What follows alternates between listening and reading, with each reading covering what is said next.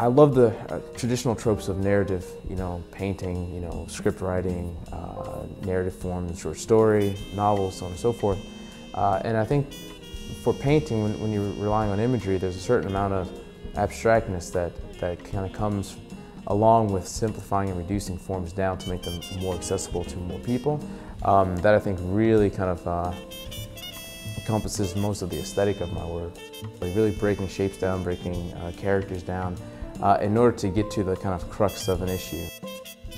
What motivates my work is, in general, is just human power dynamics. I'm very much interested in the politics that happens between individuals.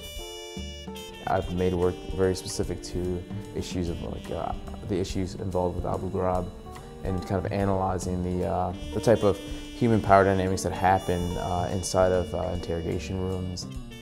I've kind of moved to where I'm currently, where I'm way more interested in just interpersonal relationships, like the types of relationships we have with our family, friends, co-workers, and the type of strategies that happen and kind of coalesce to create the environments that we inhabit on a day-to-day basis.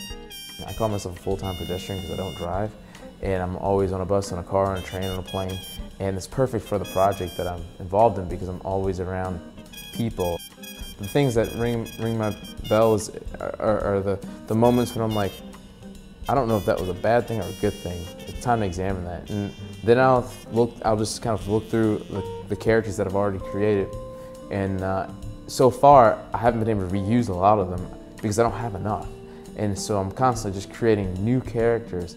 I really take a strictly narrative, like almost cinematic approach to painting at this stage, where I'm thinking of the lighting, the direction, the space, the shapes, the forms, where, more importantly, where do I put the viewer? And then after that, I just make the painting. And that's the part where it gets a little sketchy because there are no nuts and bolts to that.